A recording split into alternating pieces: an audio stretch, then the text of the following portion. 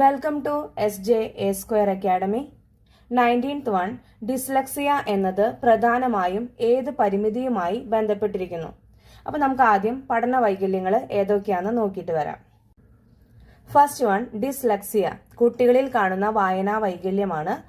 Second one, dysgraphia കുട്ടികളിൽ കാണുന്ന എഴുത്തു വൈകല്യം. തേർഡ് വൺ, ഡിസ്കാൽക്കുലിയ ഗണിത ക്രിയകൾ ചെയ്യാനുള്ള വൈകല്യം.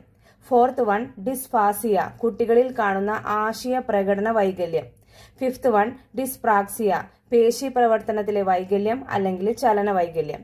അപ്പം ഇത് 5 എണ്ണം നന്നായി പഠിച്ചിരിക്കണം. അതുപോലെ തന്നെ ഡിസ്ലെക്സിയ എന്ന് പറയുമ്പോൾ വായനാ വൈകല്യമാണെന്ന് നമുക്ക് ഓർത്തെടുക്കാൻ പറ്റണം. അതുപോലെ ഡിസ്ഗ്രാഫിയ എഴുത്തു വൈകല്യം, ഡിസ്കാൽക്കുലിയ ഗണിത ക്രിയകൾ ചെയ്യാനുള്ള വൈകല്യം, ഡിസ്ഫാസിയ ആശയ പ്രകടന വൈകല്യം, ഡിസ്പ്രാക്സിയ ചലന വൈകല്യം. ഈ ഭാഗത്തു നിന്ന് ഒരു ക്വസ്റ്റ്യൻ എന്തായാലും വരാറുണ്ട്. അപ്പൊ നന്നായി ഇത് ഓർത്തിരിക്കുക. ഇനി നമുക്ക് ആൻസർ പറയാലോ. ഡിസ്ലെക്സിയ എന്നത് പ്രധാനമായും ഏത് പരിമിതിയുമായി ബന്ധപ്പെട്ടിരിക്കുന്നു? ആൻസർ ഇസ് ബി ആണ്, വായന, റീഡിംഗ് ആണ്. ഇന്നത്തെ ക്വസ്റ്റ്യൻ 20th വൺ, ശേഖർ അടങ്ങിയിരിക്കാത്ത പ്രകൃതക്കാരനാണ്. അവൻ അധ്യാപകന്റെ വാക്കുകൾ ഒരിക്കലും ശ്രദ്ധിക്കുകയില്ല. ചിലപ്പോൾ ക്ലാസ് നടക്കുന്ന നേരം സീറ്റിൽ നിന്ന് മാറി നിന്ന് മറ്റു കുട്ടികളുടെ നേർക്ക് പേപ്പർ വിമാനം പറത്തും.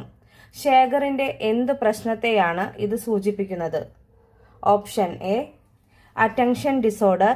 ഓപ്ഷൻ ബി, മാൽ adjusted disorder. Option C, hyper activity disorder. Option D, attention deficit hyper activity disorder, അതായത് ADHD. അപ്പോൾ ആൻസർ കമന്റ് ചെയ്യുക. Thank you.